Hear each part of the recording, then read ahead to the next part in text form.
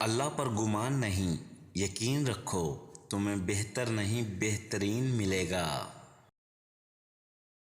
اکثر لوگ زندگی کی کتاب پڑھنا شروع کر دیتے ہیں بغیر اس کے کہ انہوں نے زندگی کی زبان سیکھی ہو۔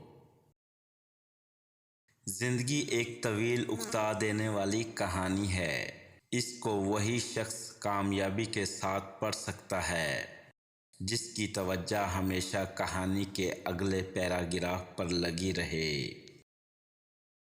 انسان قدرت کا چھپا ہوا خزانہ ہے۔ مشکلات کی ٹھوکریں اس خزانے کو اندر سے باہر لے آتی ہیں۔ جو شخص اپنے آپ پر فتح حاصل کر لے، اس کے لیے دوسروں پر فتح حاصل کرنا کچھ مشکل نہیں۔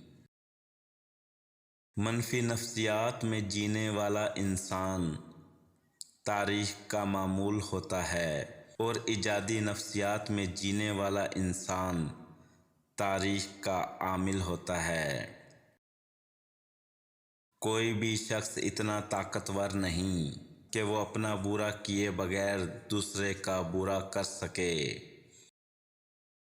عارف ایک قدم اٹھا کر عرش پر پہنچ جاتا ہے اور دوسرا اٹھا کر واپس آ جاتا ہے۔ دشمن کو دل کی مہربانی اور احسان سے جیتو اور دوست کو نیک سلوک سے۔ دانا دنیا کا دشمن اور اللہ تعالیٰ کا دوست ہے۔ کائنات میں صرف ایک چیز موجود ہے، یعنی نور خدا، اور تمام غیر موجود۔ والدین کے چہرے پر محبت سے نظر کرنا بھی اللہ تعالیٰ کی خوشنودی کے موجب ہے۔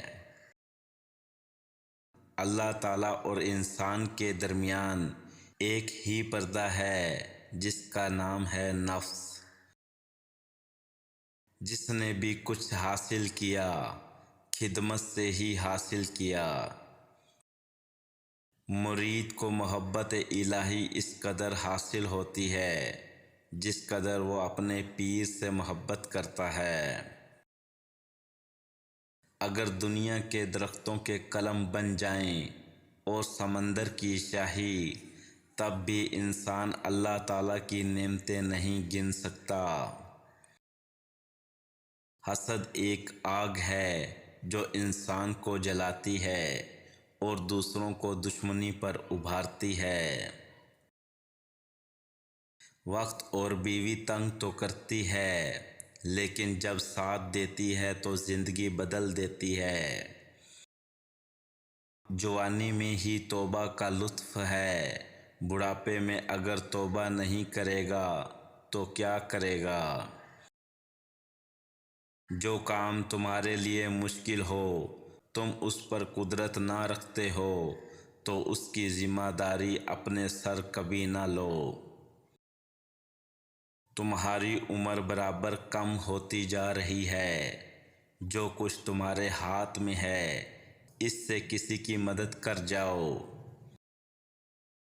تکبر سے دین اور ایمان جاتا ہے، چنانچہ شیطان تکبر کی وجہ سے ہی مردود اور ملعون ہوا۔